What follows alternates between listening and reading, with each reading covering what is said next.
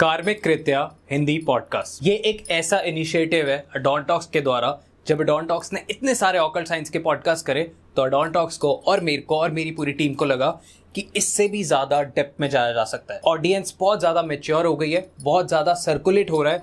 आपको बहुत सारे चैनल पे भूत प्रेत पिशाच ऑकल्ट साइंस न्यूमरोलॉजी वास्तु ये सब दिख रहा होगा, पर इसके पार क्या है? क्या ऑकल्ट साइंस, क्या हमारी हिडन साइंस सिर्फ इतनी है? तो इसका जवाब है नहीं। हमने इतने टाइम से लगातार इतने महीनों से आपके लिए हर दिन रात एक करके इतने सारे ऑकल्ट साइंस के एपिसोड बनाए अडॉन टॉक्स पे, और उन एपिसोड में बनाते बनाते आपको पहुंचा 1 घंटे 2 घंटे का एपिसोड, पर उसके आसपास बहुत सारे घंटों की बातें करी होंगी, बहुत सारी ऐसी बातें जो कभी कैमरा पे आई नहीं। So this is a time now. Addon Talks Hindi podcast अब लेके आया है कार्मिक कृत्या हिंदी पॉडकास्ट। कार्मिक कृत्या हिंदी पॉडकास्ट एक ऑर्डिनरी पॉडकास्ट नहीं है, कुछ भी सेम फॉर्मेट नहीं है। आपको सारे पॉडकास्ट इमेजिन करोगे तो आपको समझ आएगा कि यार एक होस्ट होता है और बहुत सारे गेस्ट होते हैं। You are changing everything. बहुत सारे गेस्ट होंगे और बहुत सारे होस्ट होंगे, आपको मल्टीपल होस्ट दिखेंगे, बिकॉज इसके पीछे एक लॉजिक है। लॉजिक ये है कि जब मैं होस्ट करता हूं तो मैं अपने माइंडसेट के साथ होस्ट करता हूं। जब कोई और बंदा होस्ट करता है तो वो अपने माइंडसेट के साथ होस्ट करता है। जब 3 लोग होस्ट करते हैं, साथ में 4 लोग होस्ट करते हैं, तो वो 3-4 लोग कलेक्टिव माइंडसेट के साथ होस्ट करते हैं। पर जब बहुत सारे लोग होस्ट करेंगे बहुत सारे गेस्ट को, तो बहुत सारे आइडियाज, बहुत सारी डेप्थ वाली नॉलेज और बहुत सारा एक ऐसा ज्ञान, एक ऐसी हिडन साइंस जो आनी चाहिए बाहर, जो इस कलयुग में बहुत ज्यादा साथ देगी, जो आपको आगे लेके जाएगी और जो हमारे सनातन धर्म के लिए भी बहुत जरूरी है, वो सब बाहर आएगा। सो कार्मिक कृत्या हिंदी पॉडकास्ट एक बहुत इंपॉर्टेंट इनिशिएटिव है जिसको हम लोग चाहेंगे आप सपोर्ट करें, एंजॉय करें, सीखें और कार्मिक रहें, क्योंकि कृष्ण जी कहते हैं कर्म प्रधान है। वेलकम टू कार्मिक कृत्या हिंदी पॉडकास्ट। आप सभी का स्वागत है हमारे ब्रांड न्यू एपिसोड में। एंड सबसे बड़ी बात है कि आज आपको थोड़ा सेटअप डिफरेंट लग रहा है। कैसा लग रहा है ये भी ज़रूर बताइएगा। बट आज जिस चीज़ के बारे में हम बात करने वाले हैं, जैसे कि हम ऑलमोस्ट हर रोज़ ही कोशिश कर रहे हैं, हर एपिसोड में कोशिश कर रहे हैं कि आप लोगों के लिए कुछ नया लेके आया जाए। तो आज के जो हमारे गेस्ट हैं, अगेन वो हमारे अडॉन टॉक्स की सबसे फेवरेट गेस्ट्स में से हैं। बहुत प्यार दिया है आप लोगों ने, और अगर मैं एक शब्द बोलूं तो मुझे नहीं लगता कि आप लोगों के लिए उनको पहचानना मुश्किल होगा, जो कि है लाल किताब। तो अगर हम लाल किताब की बात करें तो बहुत आसानी से आप लोग गेस कर सकते हैं कि वो कौन से अडॉन टॉक्स के सबसे फेवरेट गेस्ट है। तो yes, he is astro Hemant sir. तो आज कार्मिक कृत्या पे फाइनली एस्ट्रो हेमंत सर हमारे साथ हैं, एंड आज हम बात करने वाले हैं बहुत ही इंटरेस्टिंग टॉपिक पे, सिर्फ लाल किताब पर नहीं। क्या टॉपिक होगा, क्या कन्वर्सेशन होगी, उसके लिए आपको पॉडकास्ट में बने रहना पड़ेगा। तो चलिए शुरू करते हैं हमारी कन्वर्सेशन। वेलकम टू कार्मिक कृत्या सर। जय श्री श्याम जी। जय श्री श्याम जी। ओके सर, तो सबसे पहले तो अगर हम अपना पॉडकास्ट स्टार्ट कर रहे हैं आपके साथ, तो बहुत ज़्यादा ज़रूरी है कि हम आपकी ही जो सबसे फेमस चीज़ है, जिस चीज़ मुझे ऐसा लगता है कि अगर मैं इस टॉपिक पे इंट्रोड्यूस हुई थी तो आप ही के थ्रू हुई हूँ। तो सबसे पहले मैं आपसे ये जानना चाहूँगी, बहुत सारे लोग जानते हैं बट अगेन, लाल किताब क्या होती है?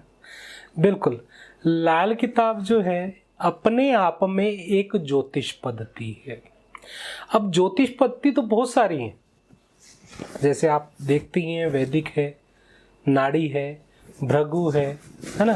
तो इस तरह से बहुत सारी ज्योतिष पद्धति हैं, पर उसी की तरह एक ब्रांच है लाल किताब। लाल किताब जो ब्रांच है, मैं आपको बता दूं, एक एग्जाम्पल के साथ बताना चाहूँगा कि लाल किताब अपने आप में एक भागवत है। अब आप कहेंगे इतनी बड़ी बात बोल रहे हो, हाँ। कि भागवत है तो वो कैसे है? लाल किताब जो है, इसका जन्म 1939 में हुआ। पंडित रूपचंद जी जोशी, जो कि पंजाब के पास एक गांव है फरवाला, पंजाब में एक गांव है फगवाड़ा, और फगवाड़ा के पास है फरवाला, वहाँ के रहने वाले थे। और ये बड़े सीधे साधे और एक नौकरी, सरकारी नौकरी में थे। और सरकारी नौकरी में होने के बाद कहते ना, कुदरत ने आके इनको अपने आप इस लाल किताब का अरमान और फरमान लिखवाया। इसको जैसे हर चीज़ अपग्रेड होती है, ठीक है, वैसे लाल किताब भी अपग्रेड हुई। जैसे कि पहला एडिशन 1939 में आया। जब 1939 में पहला एडिशन आया तो उसका और अपग्रेड वर्जन आया 1940 में, अरमान। उसके बाद 1941 में फरमान, ओके। 1942 में छोटा सा गुटखा आया जिसको नाम दिया गया गुटखा, 1941, ठीक है। पर इन सब का एक कॉम्बो आया जो आया 1952 में, जो कि बहुत ही आसान वर्जन में आया। 1952 में पंडित रूपचंद जी ने इसको लास्ट वर्जन दिया। तो इन पांचों का एडिशन 1952 में है। अच्छा। तो ये लाल किताब है।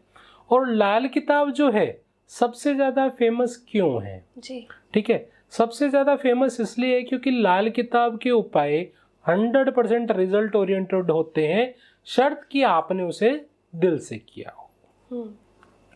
जब आप इसके उपाय आप दिल से करते हैं, पर कहते हैं ना कि लाल किताब के उपाय कब और कैसे करने हैं ये जान लेना बहुत जरूरी है।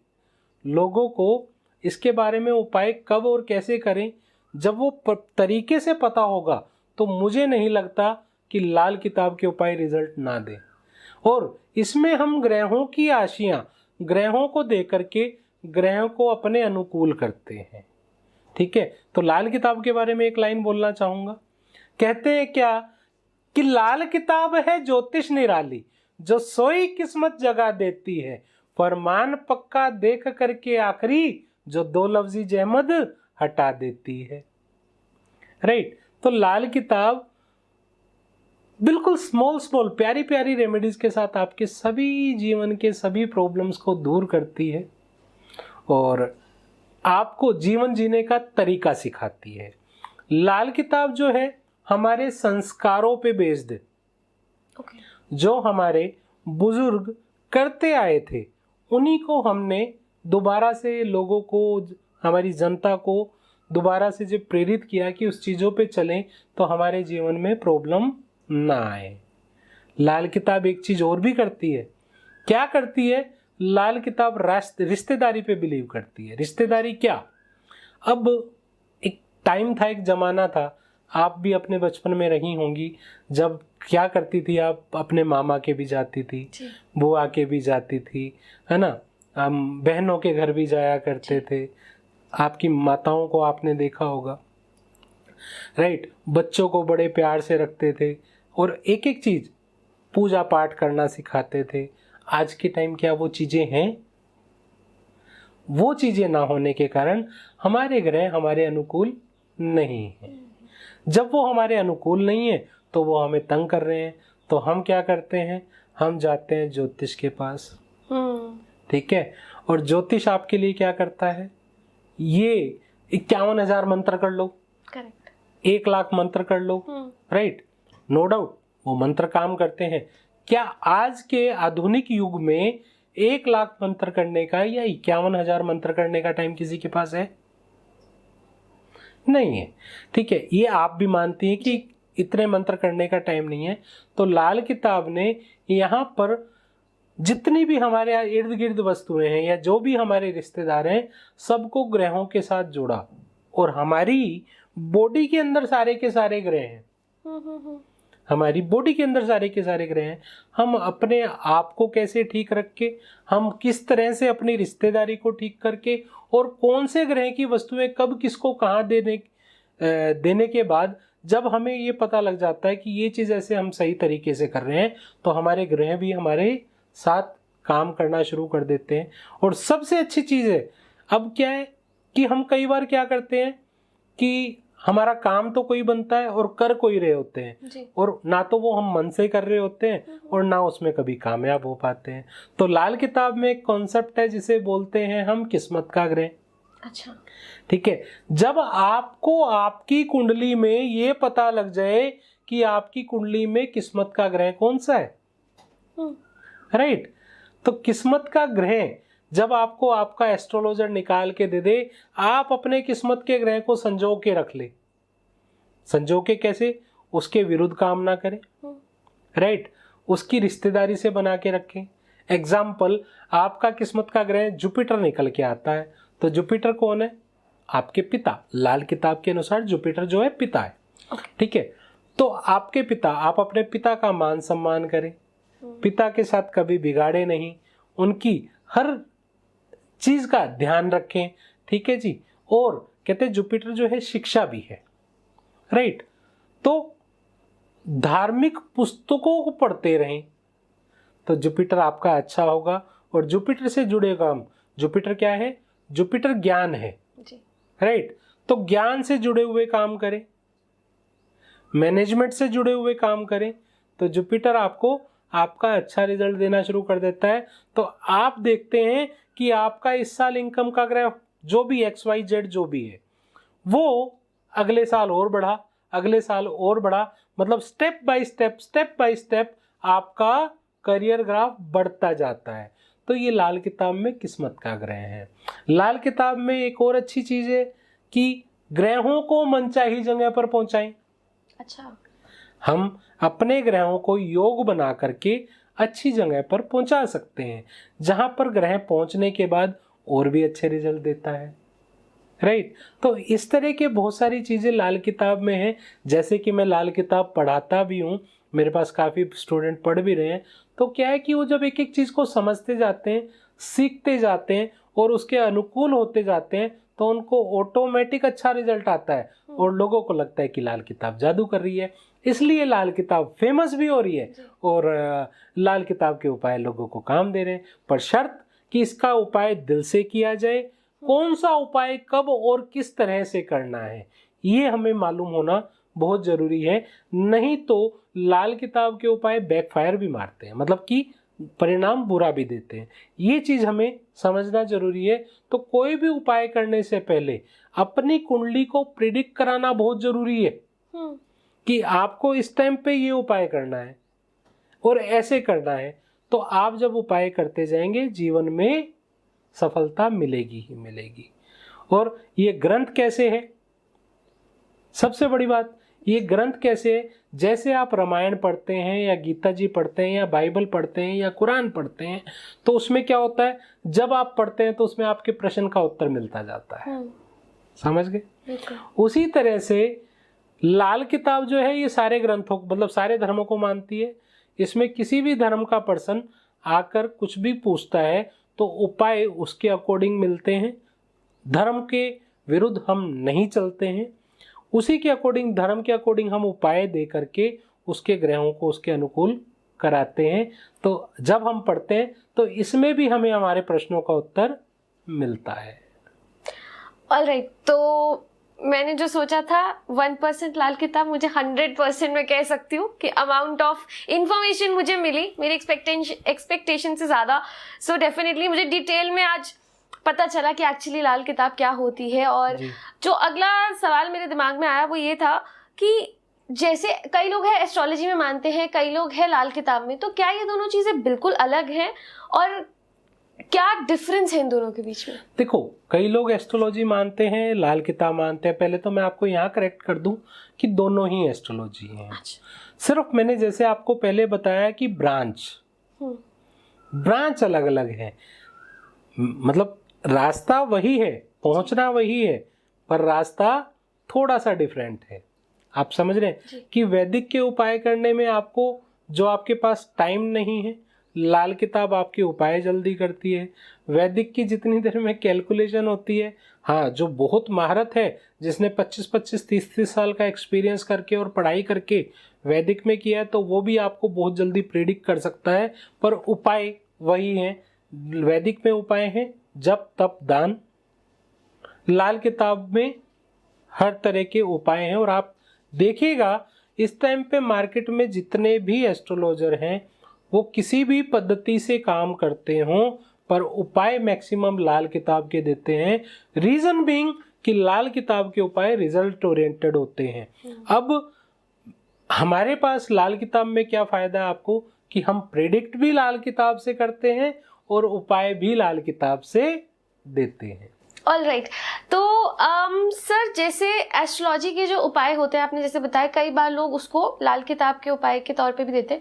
तो सर जैसे हर एक चीज़ के नियम होते हैं, क्या लाल किताब में भी बहुत बड़े नियम होते हैं जिनको लोगों को फॉलो करना पड़ता है, या फिर सब चीज़ें? क्योंकि ज़्यादातर लोग लाल किताब कहते हैं कि बहुत ईजी रेमेडीज़ होती है, ऐसी रेमेडीज़ होती हैं जो बहुत आसानी से की जाती हैं, जबकि कुछ ऐसी रेमेडीज़ जो होती है बहुत एस्ट्रोलॉजिकली वो उसमें बहुत खर्चा होता है या फिर लोगों के लिए फीसेबल नहीं देखो होता। मैं आपको बताता हूँ, लाल किताब में जो मैक्सिमम रेमेडीज हैं वो 1000 से 2000, इससे महंगी रेमेडी नहीं है।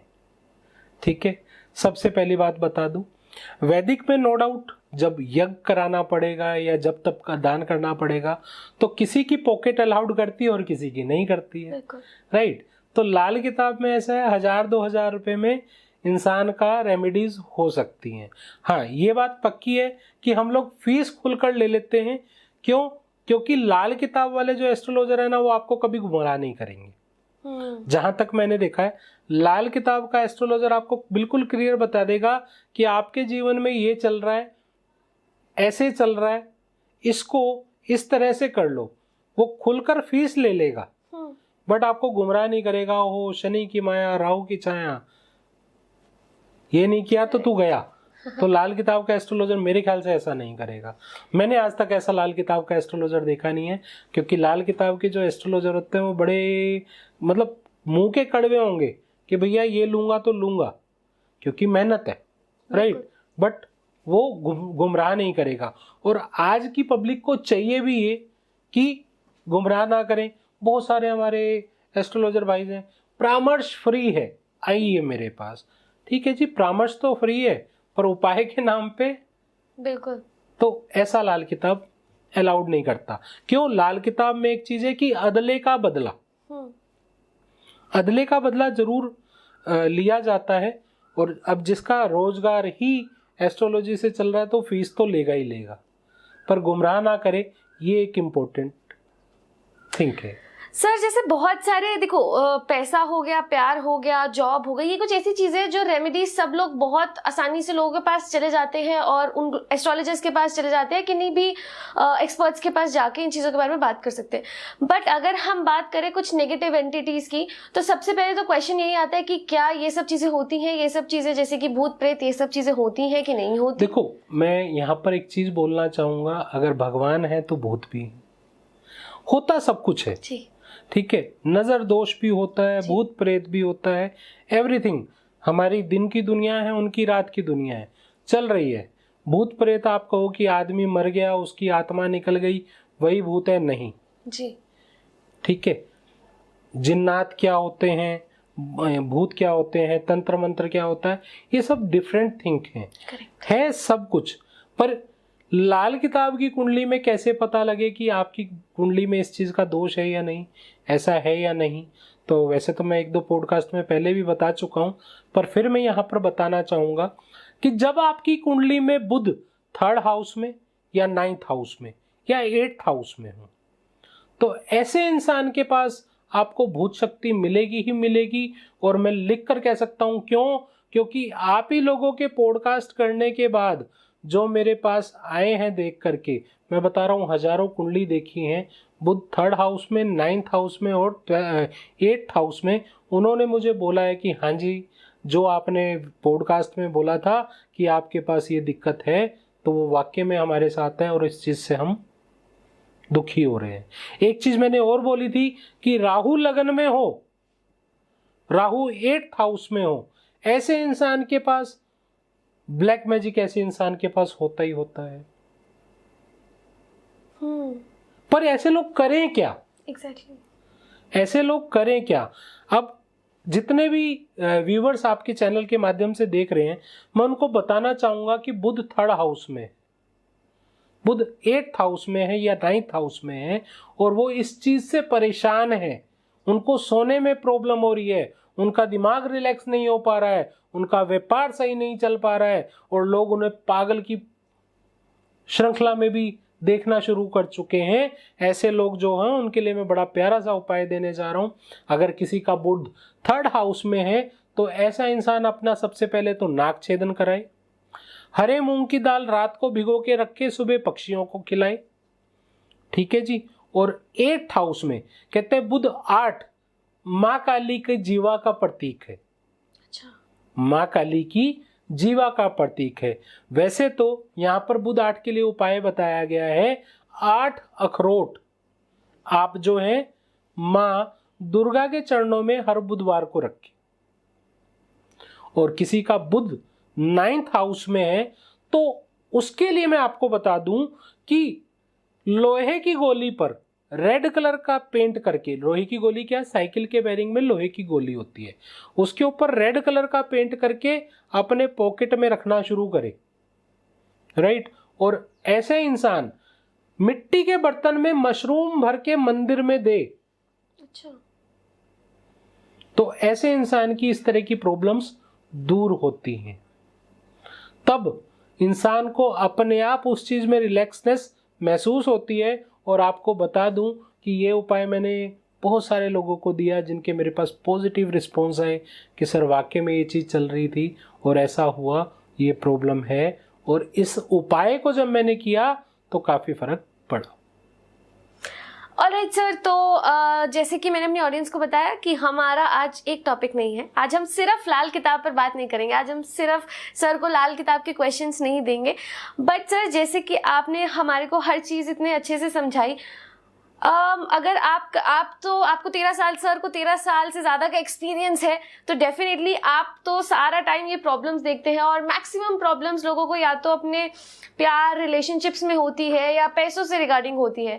और आजकल सभी अपनी अपनी जगह पे कुछ एस्ट्रोलॉजर बन चुके हैं, अपने घर में ही सबके एस्ट्रोलॉजर हैं। तो सर, सब लोग जानते हैं कि ये वीनस यानी कि शुक्र से रिलेटेड है, तो लेकिन बहुत सारे ऐसे लोग हैं जिन्हें यही नहीं पता कि ये प्लैनेट है क्या असलियत में। तो पहले तो आप हमारे को ये प्लैनेट एक्सप्लेन कीजिए। बिल्कुल, तो आपने बात की है शुक्र की, और शुक्र की जब बात हो ही रही है तो शुक्र सबसे पहले बता दें है क्या। शुक्र जो है माँ लक्ष्मी का प्रतीक। माँ लक्ष्मी क्या, जहां पर माँ लक्ष्मी का नाम आता है लोग क्या सोचते हैं, धन दौलत पैसा। डेफिनेटली आपकी लग्जरी धन दौलत माँ लक्ष्मी देती है, पर जिसकी कुंडली में शुक्र का पितर रण हो, अब आप कहेंगे ये क्या होता है जी? ठीक है, लाल किताब में 9 तरह के रण हैं।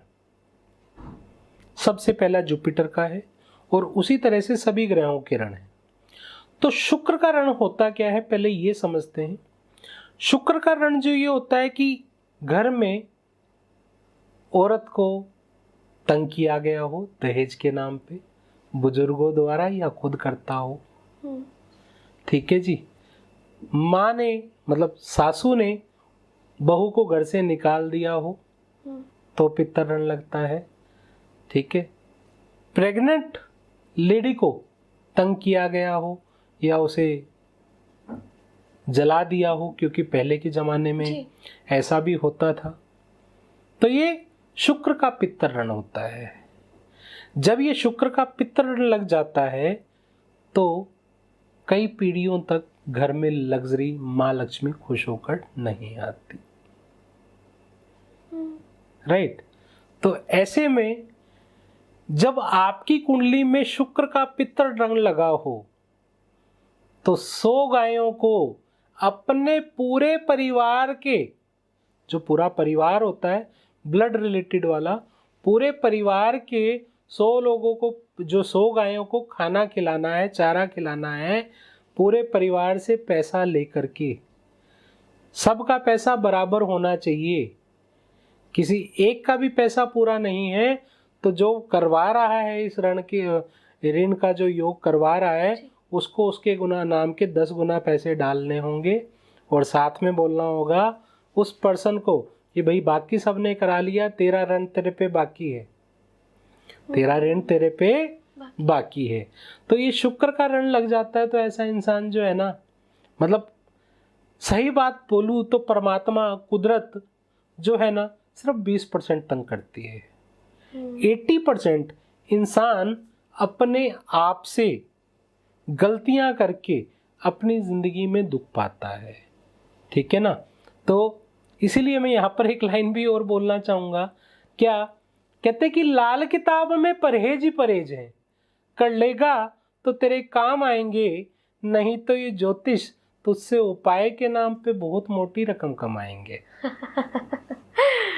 क्या समझे? सही बात है, बिल्कुल। मतलब कि आप इंसान अगर अपने ये उपाय कर लेना खुद से, तो मुझे जहाँ तक लगता है कि कोई प्रॉब्लम आती नहीं है। और एस्ट्रोलॉजर मोटे पैसे नहीं कमा पाता है जब वो परहेज कर ले। तो लाल किताब में ज़्यादा परहेज ही परहेज है और साथ ही उपाय हैं वो कर ले तो इंसान अपने जीवन को संवार सकता है। अब बात शुक्र की हो रही है, तो शुक्र है क्या? जैसे मैंने बताया, लग्जरी का कारक है।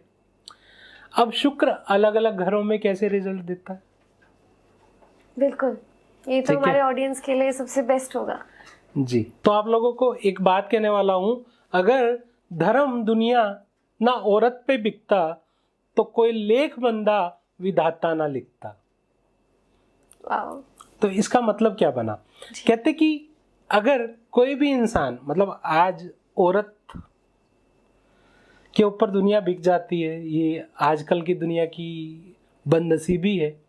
और खासकर शुक्र जब फर्स्ट हाउस में हो तो ऐसा इंसान जरूर औरत पे बिक जाता है। क्यों? ऐसा इंसान पराई औरतों का प्यारा। शुक्र लगन में हो तो आप कभी भी देखना, आस पड़ोस की भाभी उसके ऊपर बहुत मरती हैं। और ऐसा इंसान अपनी उम्र से छोटा नजर आता है। ठीक है, कहने का मतलब ये हुआ कि शुक्र जब फर्स्ट हाउस में है तो ऐसे इंसान को पराई औरतों से दूर रहना है, अपने आप को साफ सुंदर बनाकर रखना है, राइट। और जो मैंने आपको निशानी बताई इसकी, कि जब फर्स्ट हाउस में शुक्र होता है तो ऐसे इंसान के जो है आसपास उससे बड़ी उम्र की औरतें उस पर मरती हैं। तो ऐसे इंसान को अपने नहाने के पानी में थोड़ी दही डालकर नहाए तो मुबारक होगा। शुक्र जो फर्स्ट हाउस। अब यहीं पे बात करते हैं शुक्र सेकंड हाउस की। शुक्र जब सेकंड हाउस में हो तो एक बात बता दूं, शुक्र सेकंड हाउस वाले को जो उसकी पार्टनर मिलती है ना, बहुत ज्यादा लविंग और केयरिंग मिलती है। शुक्र 2 वाला सच्चा आशिक होता है। पर ऐसे इंसान की लव मैरिज हो जाए तो सबसे बढ़िया। कई बार फैमिली प्रेशर में आकर वो अरेंज मैरिज कर लेता है तो मैरिज ज्यादा अच्छी नहीं चल पाती है। ठीक है। तो शुक्र 2 वाले को क्या है, जितना ये आलू खिलाए गाय को, आलू खिलाएगा, इसकी लाइफ में बरकत आती जाएगी। ठीक है, शुक्र 2 वाले का ये उपाय बनता है। और इसी तरह से शुक्र किसी का थर्ड हाउस में है तो थर्ड हाउस के शुक्र वाले को मैं ये कहना चाहूंगा, कभी वो घर का मुखिया ना बने। ठीक है। और शुक्र कहते हैं शुक्र 3 वाले का कभी मन मचलता नहीं है। अगर उसका मन मचलता है तो उसका चक्कर काम वाली या पड़ोस वाली के साथ जरूर चलता है। और जब वो चलता है तो घर में वो पिटता भी है और पकड़ा भी जाता है बीवी के हाथ। ये पक्की बात है। तो शुक्र 3 वाले सावधान हो जाएं। वो कभी भी अफेयर चलाते हैं तो बहुत सोच समझ कर, पर ऐसे इंसान को चलाना ही नहीं चाहिए। और ऐसा इंसान कभी घर अपने परिवार का मुखिया ना बने। ठीक है जी, अपने परिवार का ये कभी मुखिया ना बने। साफ सुथरे कपड़े पहने और अपनी भाभी की सेवा करे तो शुक्र 3 अच्छा रिजल्ट देता है। इसी तरह से शुक्र किसी का 4th हाउस में हो तो कहते हैं यहाँ पर शुक्र चंद्र बन जाता है। अब आप कहोगे ये कैसे? कहते हैं कि इसको जो बीवी मिलती है ना, वो बीवी नहीं मिलती, वो माँ मिल जाती है। जिस तरह से एक बच्चे को माँ डांटती है ना, तूने टाई सही से क्यों नहीं लगाई, तूने पैंट सही से क्यों नहीं पहनी हुई, तेरे जूते साफ क्यों नहीं है, तो तूने पेस्ट क्यों नहीं की। तो जब ऐसा होता है तो शुक्र 4th हाउस वाले को क्या करना चाहिए? शुक्र 4th हाउस वाले को अपने नहाने के पानी में दही डालकर नहाए। और शुक्र 4th वाले की बीवी को एक परामर्श है कि वो कभी भी माँ ना बने, वो हमेशा अपने पति की फ्रेंड बन के रहे तो ज़्यादा अच्छा रहेगा, गृहस्थी अच्छे से चल जाएगी। ऑलराइट सर, तो जैसे कि हमने बात करी कि थोड़ा हमने मेल स्पेसिफिक बात करी कि जो उनकी पार्टनर होंगी वो मदरली होंगी, और बट सर अगर किसी फीमेल के घर में ऐसा है तो फिर क्या चेंजेस होंगे? देखो, यहाँ पर मैं एक छोटी सी चीज़ आपको बताना चाहूँगा। जैसे मैंने शुक्र 1st हाउस बताया कि उस पर जो है आस पड़ोस की औरतें भाभियाँ मरती हैं जो कि उससे उम्र में बड़ी होती हैं।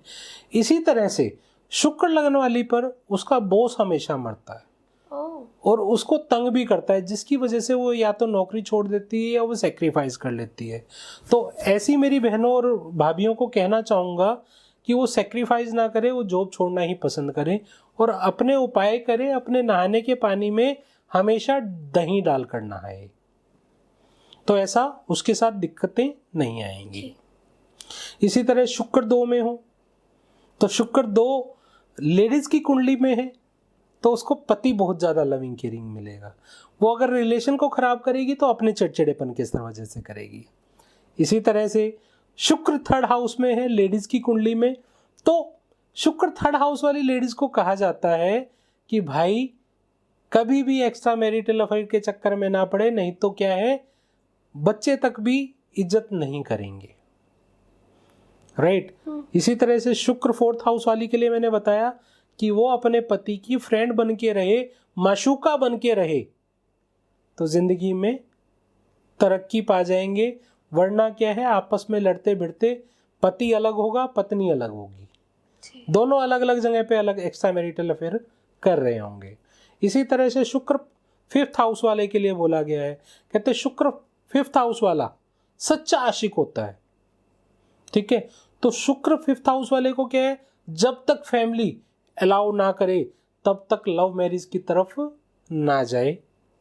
और शुक्र 5th वाले का अगर रिजल्ट अच्छा नहीं आ रहा है, शुक्र 5th में अच्छा रिजल्ट नहीं दे रहा है, तो ऐसे इंसान को 5 किलो जली हुई मिट्टी चलते पानी में जल प्रवाह करे, ठीक है। शुक्र 6th हाउस में है। सर ये दोनों मेल फीमेल्स के लिए था? यस, दोनों मेल फीमेल्स के लिए था। और शुक्र 6th हाउस में है तो ऐसा इंसान, मैं आपको बता दूं, नंगे पांव ना रहे। और ऐसे इंसान के लिए बड़ा प्यारा उपाय है, ऐसा इंसान अपनी वाइफ की बालों में सोने का क्लिप लगवाए,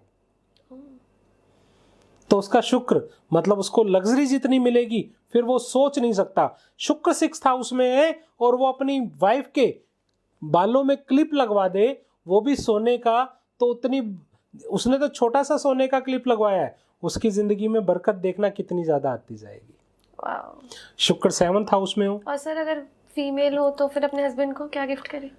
वो चांदी का कड़ा पहनाए।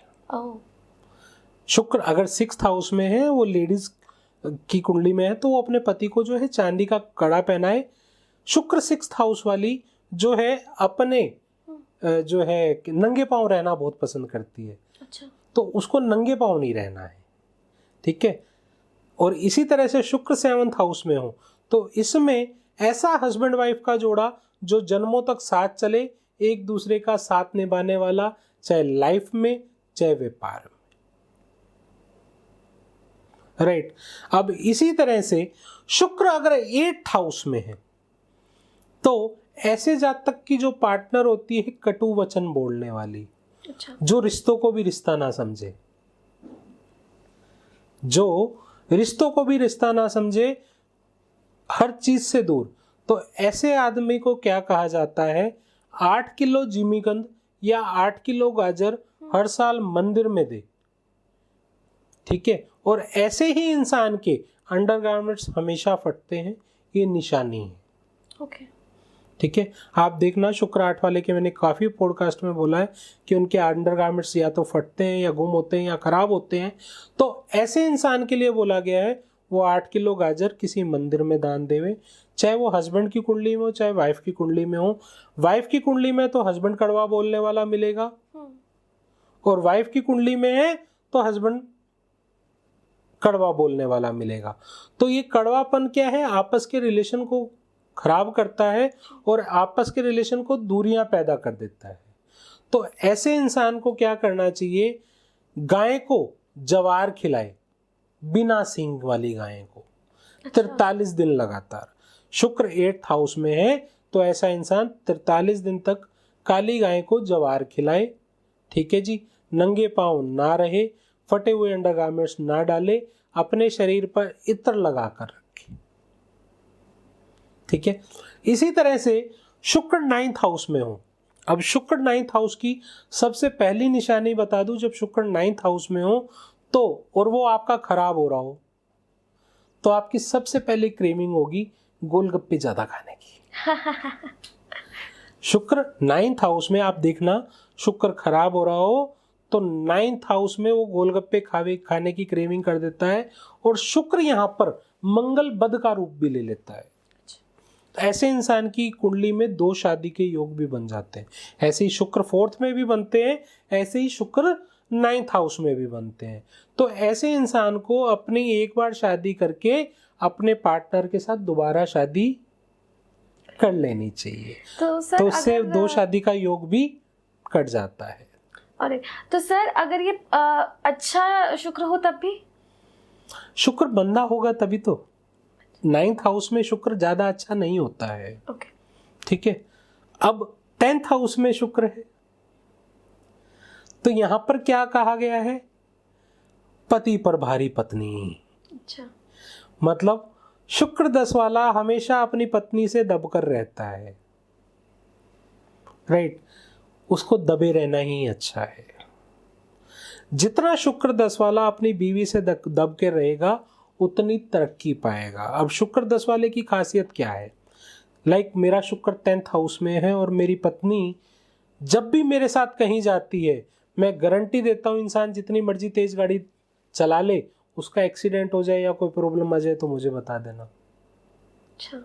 कहते शुक्र 10 वाले की बीवी जब जब साथ होगी तब तक लाइफ में उसकी तरक्की ही तरक्की होगी। समझ रहे हैं?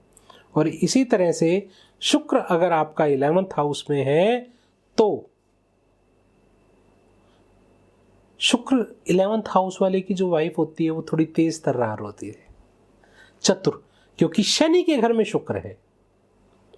तो वो तेज तर्रार थोड़ी चतुर होती है, तो ऐसे इंसान की जो है ना स्पर्म काउंट में भी दिक्कत आती है, और ऐसे इंसान को औलाद होने में भी दिक्कत आती है। तो ऐसे इंसान को जो सोने की तार है उसको गैस पे गर्म करके दूध में बुझाए, गैस पे गर्म करके दूध में बुझाए, ऐसा 11 बार करके वो दूध पी जाए और 43 दिन तक पिए। ठीक है जी। तो ये फीमेल मेल्स दोनों के लिए आता है। ठीक है। और इसी तरह से शुक्र 12th हाउस, शुक्र 12th हाउस कहते हैं कामधेनु गायें। अच्छा। कामधेनु गायें। अब कामधेनु गायें क्या? शुक्र 12 वाले को जो पत्नी मिलती है वो ऐसी मिलती है, एक तो वर्किंग, हमेशा साथ देने वाली। ठीक है। इसी तरह से एक चीज और बताना चाहूंगा, मैं भूल गया, कि शुक्र 6th हाउस में हो तो ऐसी जो औरत होती है ना अपनी औलाद को या तो पालने में नफरत करती है या उसकी औलाद होती ही नहीं। तो ऐसा अगर किसी के साथ हो रहा है तो वो स्पेशल अपनी कुंडली दिखाकर अपना उस चीज का उपाय ले, भाई यहाँ पर होने के बाद औलाद नहीं हो रही है। ठीक है। तो इस चीज का कामधेनु गाय का मतलब शुक्र किसी के 12th हाउस में है तो वो मार्बल की गायें अपने घर की छत पर रखे। अच्छा।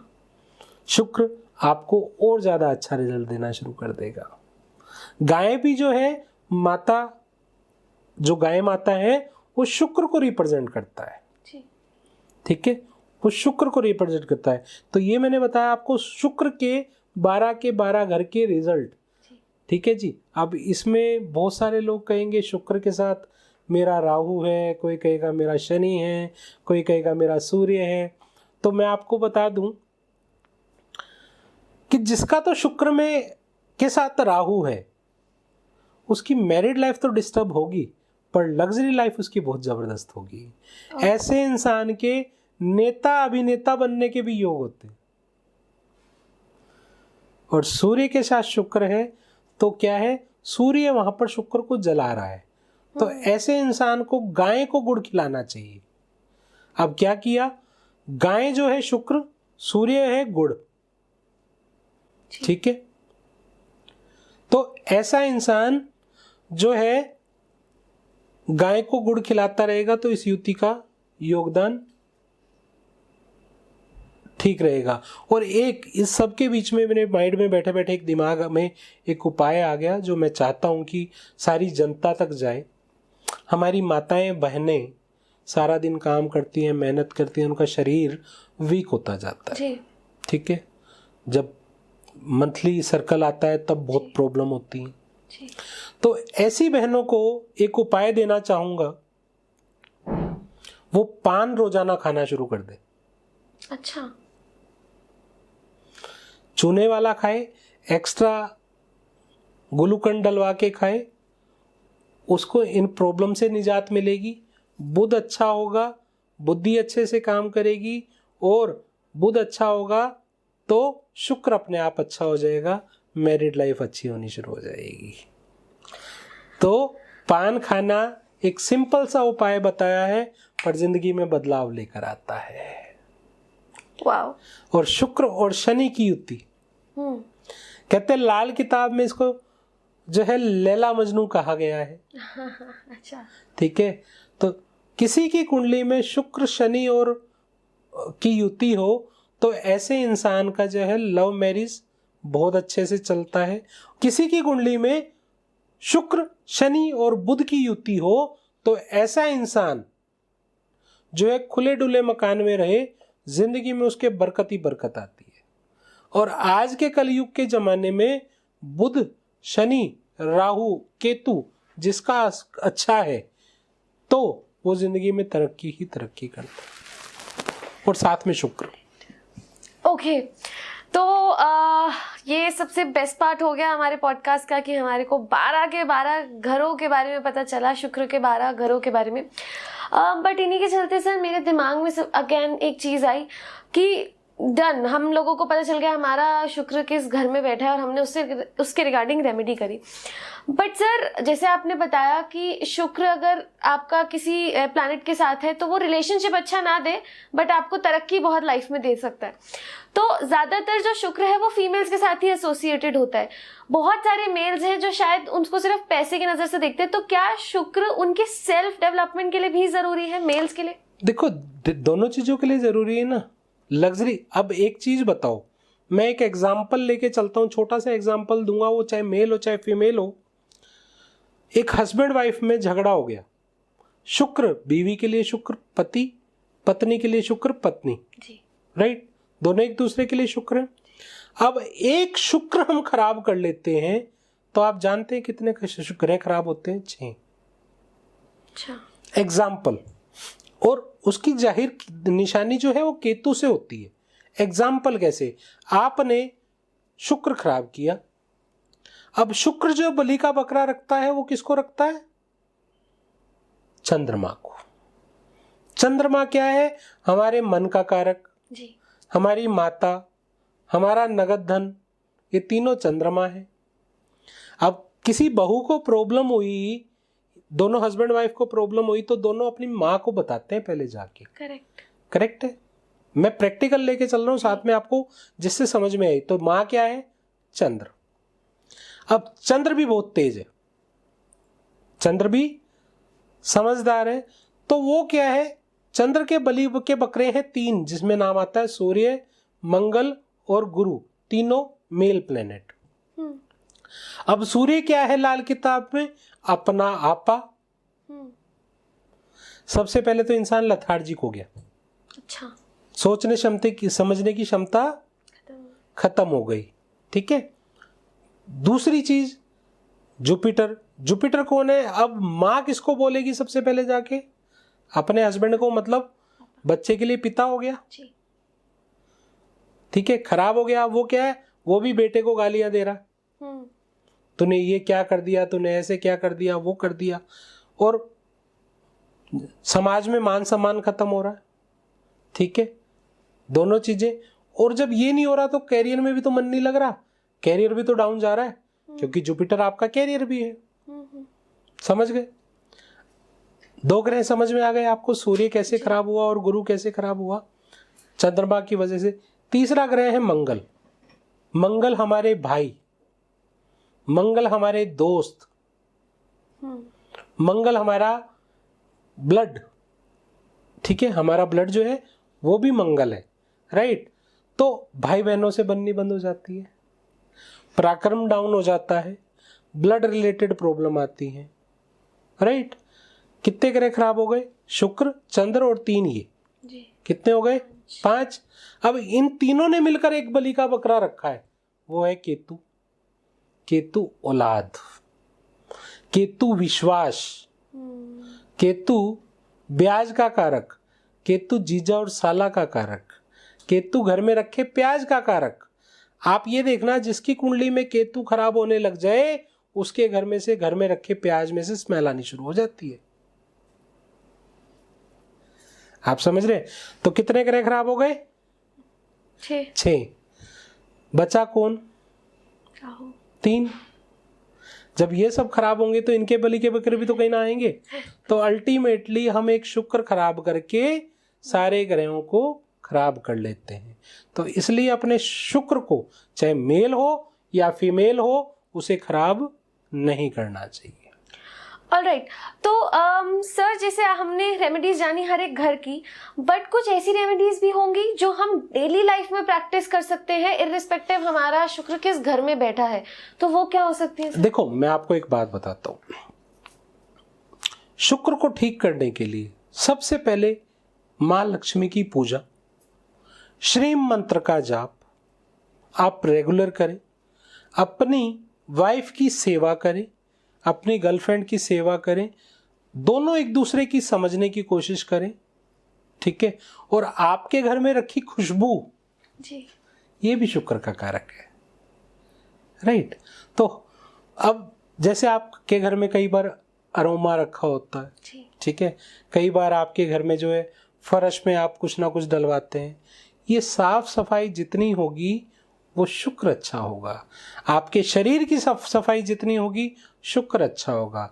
आपके कपड़े जितने प्रेस करके डाले होंगे आपका शुक्र अच्छा होगा। आप जितना सज धज के रहेंगे शुक्र आपका अच्छा होगा। चलो एक एग्जांपल और देता हूँ। आपके जो गाल है, स्किन पे जो गाल है, रिप्रेजेंट करते हैं शुक्र को। ओह अच्छा, ठीक है जी। आप जितना अपने मुंह को सजा धजा के रखोगे शुक्र अच्छा होगा। अब कई लोगों की आदत होती है ब्रीड रखने की, बियर्ड रखने की, राइट। तो ऐसे इंसान को बियर्ड जो है हमेशा सजा के रखनी चाहिए। अब वो क्यों? कहते शुक्र गाल बाल शनि के, शुक्र और शनि लैला मजनू और केतु उच्च का काम करते हैं ये, ठीक है। जब आपकी बियर्ड सजी नहीं होगी, फैल रही होगी, बाल फैले होंगे, आपको अपने आप का केयर नहीं होगा, तो ये भी शुक्र खराब की निशानी। तो इससे भी आप अपना सिंपल रेमेडीज है, इससे शुक्र अच्छा कर सकते हैं। और शुक्र के लिए एक मंत्र है, श्रीम श्रीम श्रीम श्रीम। इस मंत्र को करते रहें, मन मन में करते रहें, शुक्र आपका कायम होना शुरू हो जाएगा।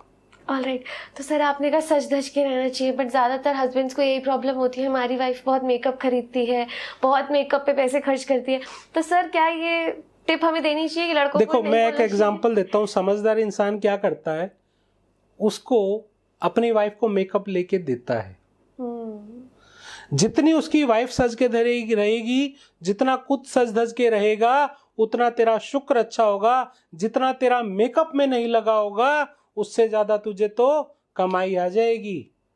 आपको अगर मान लो 100 रुपए का मेकअप आपके हस्बैंड ने दिला दिया तो उससे ज्यादा तो वो कमा लेगा अगर आपको सजा धजा के रखना है तो। वाओ।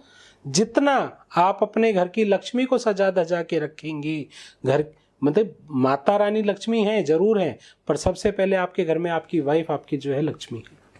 और सर सेम फीमेल्स को अपने हस्बैंड को बिल्कुल सजा धजा के रखे, उनको कपड़े प्रेस करके दे, उनको साफ सुथरा बना के रखे, फटे हुए कपड़े ना पहनने दे, शुक्र अच्छा करने की निशानी है।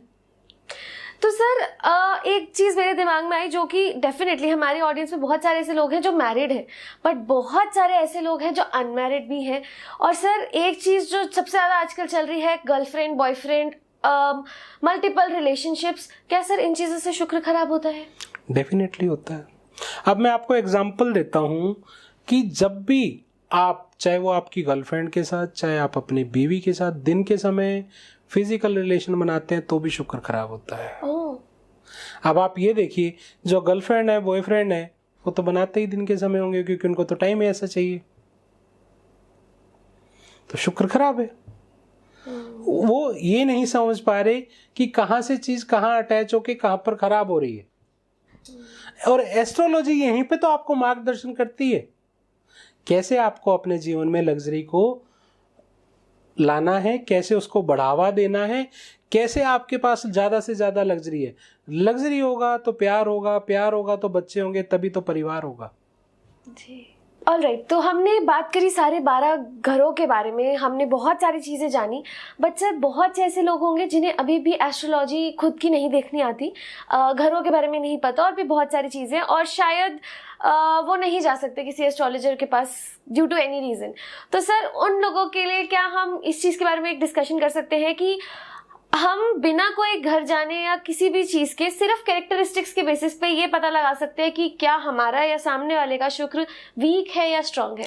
डेफिनेटली पता से लगा सकते हैं। इसके लिए कोई बड़ी मुश्किल चीज़ नहीं है। देखो, शुक्र मैंने क्या किया, हमारी बॉडी के अंदर भी सारे ग्रह होते हैं, ठीक है। उसी तरह से जैसे हमारा शुक्र हमारे गाल है जी, ये गाल है, हमारे गालों का पिचके रहना, आंखों के नीचे छाइयाँ आना और मुंह पर मतलब दाग धब्बे होना, ये सब शुक्र खराब की निशानी है।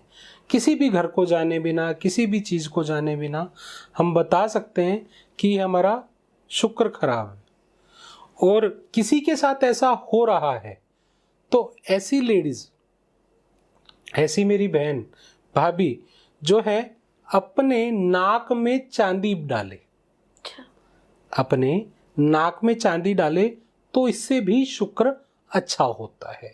तो ये निशानी है जिससे पता लग जाता है। एक तो मुंह, दूसरी चीज हम अपने आप को गंदा बना के रखते हैं, हमें नहाने का मन नहीं करता है, हमें किसी चीज का मन नहीं करता, हमारे मूड स्विंग ज्यादा हो रहे हैं, तो भी कहीं ना कहीं शुक्र खराब है, राइट। अब जब हमारी कुंडली में बुध खराब होता है तो शुक्र ऑटोमेटिक खराब हो जाता है। अच्छा, तो शुक्र को अच्छा करने के लिए बुध को अच्छा करना भी बहुत जरूरी है। और बुध हमारी बुद्धि का कारक भी है, राइट। अब बुध को अच्छा करने के लिए फिटकरी से दांत साफ करें, माँ दुर्गा की उपासना करें, क्योंकि लाल किताब में 2 ही ग्रह ऐसे हैं जो सबसे ज्यादा आपको खतरनाक साबित हो सकते हैं, एक मंगल और एक बुध। इन दोनों को अच्छा रखने के बाद पूरी कुंडली को अच्छा किया जा सकता है। ऑलराइट, और अगर किसी का शुक्र स्ट्रांग है ये कैसे पता लगता है सर? तो ऑटोमेटिक है ना, गाल खिले होंगे, हंसता मुस्कुराता चेहरा होगा, जोली नेचर का इंसान होगा, लग्जरी उसके पास डे बाय डे कहीं ना कहीं से आती होगी, पैसों की कमी नहीं आएगी, लक्ष्मी माता की असीम कृपा बनी रहेगी, ऑटोमेटिक है। तो शुक्र अच्छे का तो आपका चेहरे के ऊपर नूर ही दिख जाएगा आपको अलग से। जिसका शुक्र अच्छा, उसके चेहरे पर नूर ही बड़ा अलग नजर आएगा आपको। आप एग्जाम्पल के तौर पे दूर क्यों जाते हैं, आप अपने चेहरे का नूर देख लीजिए। तो ये शुक्र अच्छे की निशानी। तो मतलब मेरा शुक्र अच्छा है, आप ऐसा कह रहे हैं? Yes. Thank you. Alright sir, बहुत सारे ऐसे लोग होते हैं जिनके पास लग्जरी आती है लेकिन रुकती नहीं है, चली जाती है, तो क्या इसमें शुक्र का क्या रोल है सर? देखो, लग्जरी आना, कहते हैं ना, जब लक्ष्मी माता आती है तो साथ में उल्लू जरूर आता है, राइट। तो उसको अपने दिमाग को, फिर यहाँ पर बुध का रोल आ गया। बुध उल्लू का पट्टा बना देता है इंसान को, राइट। जब लग्जरी आती है, रुकती नहीं है, तो उसको बड़े सिस्टमेटिक पैसे को कंट्रोल करना आना चाहिए। तो ऐसे इंसान के लिए एक उपाय देना चाहूँगा कि जिसके पास लग्जरी आती है, रुकती नहीं है, कोई काम बन नहीं रहा है, तो ऐसे इंसान को 2 पान मीठे लेवे, वो किसी मंदिर की सीढ़ी पे रख के आवे, पैसा रुकना शुरू हो जाएगा। केसर का तिलक अपने माथे जबान नाभि पर लगावे, पैसा रुकना शुरू हो जाएगा। और जिस भी धर्म को मानता हो, धर्म स्थान पर जो है माथा टेक कर आवे। और कहीं पर साथ में राहु भी खराब हो तो ऐसे इंसान को धर्म स्थान पर झाड़ू लगाते रहना मुबारक होगा। धर्म स्थान की सीढ़ियों पर झाड़ू लगाएगा तो मुबारक होगा। वाओ सर, हमने जैसे आपने बोला कि 2 ही ग्रह हैं जो सबसे ज़्यादा प्रॉब्लमेटिक होते हैं, एक बुध और एक मंगल। हमने शुक्र और बुध की बात करी, उसी तरीके से शुक्र और मंगल की युति की क्या चीज़ें होती है? अब शुक्र और मंगल कहते हैं इश्क में तड़पन। अच्छा। और शुक्र 10 के लिए तो मैं खासकर बोलता हूँ, कहते हैं जिस पर तू मरता होगा वो किसी और पे मरती होगी, राइट। और शुक्र और केतु की युति के लिए मैं बोलता हूँ, जिसके पीछे तू भागता होगा वो तुझसे आगे भागती होगी। हाँ, मतलब इस चीज का मतलब क्या? आपको मैं दोनों लाइनों का मतलब बनाता हूँ कि शुक्र और जैसे आपने मंगल बोला, तो ऐसा इंसान जिस पर मरता होगा ना, मतलब लाइक मैं किसी को पसंद कर रहा हूँ, वो किसी और को पसंद कर रही है। अच्छा, ठीक है, समझ रहे? और शुक्र और केतु की युति में क्या होता है, जिसके पीछे तुम भाग रहे हो भैया ये मेरी हो जाए, वो कहीं और भाग रही है। हाँ, ओके, ठीक है, तो ऐसा होता है। तो ऐसे में मैं आपको उपाय बता दूं, शुक्र और मंगल की युति का बड़ा अच्छा उपाय है अनार, सब जानते हैं। ठीक है, अनार के सेंटर में से एक चांदी की तार बीच में डालें, उतनी ही तार जो बीच के बीच में आ जाए, और वो मंगलवार के मंगलवार हनुमान जी के चरणों में रखना शुरू करे, तो उसका प्यार, इश्क में तड़पन होनी कम शुरू हो जाएगी। ठीक है, और शुक्र और केतु वाले को कहूंगा कि भैया जल्दी से जल्दी शादी करें। कहते शुक्र और केतु की युति की अगर मैं खासियत बताऊं आपको, तो शुक्र और केतु कहते ऐसे इंसान को अगर अपोजिट सेक्स नहीं मिलता है तो वो अंधा और पागल भी हो जाता है। तो शुक्र और केतु वाले को जल्दी से जल्दी शादी करनी चाहिए। ऑल राइट, तो सर आप देखना शुक्र और केतु की युति में इंसान की अगर जल्दी शादी नहीं होती तो उसकी आंखों पे चश्मा बहुत जल्दी लग जाता है। ये लाइव एग्जाम्पल है, मतलब ये प्रैक्टिकल रिसर्चेज है हम लोगों की। ऑल राइट, तो डेफिनेटली आज हमने शुक्र पे बिल्कुल डिटेल में बात करी है। तो सर आप एक लास्ट हमारे ऑडियंस के लिए एक लाल किताब स्पेशल शुक्र पे रेमेडी दे दीजिए। ये मैंने वैसे सारी की सारी शुक्र पर रेमेडी दी हैं, और शुक्र के लिए मैं सबसे अच्छी रेमेडी एक आप लोगों को देना चाहूँगा।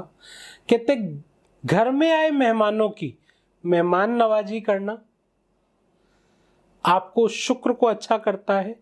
दूसरी चीज, गाय की बैठने की जगह को भी जो है जहां पर गाय बैठती, गाय को हरा चारा खिलाना शुक्र को अच्छा करता है।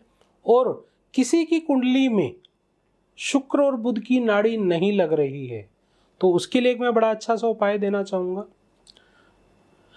राख सभी समझते हैं, राख और दही को आपस में एक उसका आटा गूंदें, अच्छे से गूंदने के बाद किसी खेती वाली जमीन में जाकर खड्डा खोद के और जो हमने आटा गूना है दही और उसका राख का, उसमें डाल दें खड्डे में, और उसके ऊपर सफ़ेद मखमल का कपड़ा रख के जो हमारे पास राख है बची हुई वो उस पर डाल के मिट्टी से दबा देंगे तो शुक्र बुध की नाड़ी लगेगी, मैरिज लाइफ, लव रिलेशन अच्छा होगा और घरों में से कलेश खत्म होंगे। तो इस उपाय को करते रहना आप लोगों के लिए मुबारक होगा। ऑल राइट, सो सर हमने ऑलमोस्ट जितना हम लोग इस चीज़ के बारे में बात कर सकते थे हमने करी। एक चीज़ है जो सडनली मेरे दिमाग में आई कि सर जैसे आपने बोला कि किसी का बुध अच्छा होगा तो शुक्र ऑटोमेटिकली अच्छा होगा। तो सर आप हर चीज़ को बहुत डिटेल में और बहुत साधारण तरीके से समझाते हैं, बहुत ही अच्छे से समझ आते हैं, किसी लेमैन को भी समझ आएगा। बट सर जैसे कई बार ना ऐसा होता है, क्योंकि मैं कहीं ना कहीं भी इस कंसल्टेशन के प्रोफेशन को बिलोंग करती हूँ, अकल्ट में नहीं, तो मैं जानती हूँ कि कई बार ना इतना पॉजिटिव रहना और इतना सिंपल और इतने साधारण तरीके से लोगों के साथ बात करना मुश्किल हो जाता है। और एस्ट्रोलॉजर्स के लिए तो होता है बिकॉज वो बहुत लोगों की एनर्जी कैच भी करते हैं। तो डेफिनेटली थोड़ा अलग है टॉपिक से, बट मैं आपसे जानना चाहूँगी बिकॉज आप थोड़े डिफरेंट टॉपिक पे भी बात करते हैं कि जब आपके साथ ऐसा होता है कि आपकी वो एक साधारणता या मैं कहूँगी जो आपकी शीतलता है आपकी बात करने के तरीके में, जब वो आपसे अलग होती है, वो पॉजिटिविटी जाती है, तो आप किसका सहारा लेते हैं? डेफिनेटली अपने शुक्र का। अपनी लाइफ का। Yes definitely. रीजन कि वो एक पावर, एनर्जी पावर मिलती है। वाओ, ऑलराइट, सो अब आप लोग बताइएगा कि कैसा लगा आपको आज का पॉडकास्ट, और उसके साथ साथ ये भी जरूर बताना कि आप हमारे हेमंत सर को, एस्ट्रो हेमंत सर हमारे जो बहुत ही फेमस है डॉन टॉक्स पे, आपको कार्मिक कृत्य पे उनका एपिसोड कैसा लगा, और साथ ही साथ कि अगर शुक्र के अलावा भी आप और प्लैनेट्स के बारे में जानना चाहते हैं तो कमेंट्स करके बताइए। आप लोग ही वापस लेके आएंगे अब हेमंत सर को हमारे चैनल पर, तो कमेंट्स करिएगा। And thank you so much sir हमारे चैनल पर आने के लिए। Welcome. Thank you so much. जय श्री श्याम जी। जय श्री श्याम जी।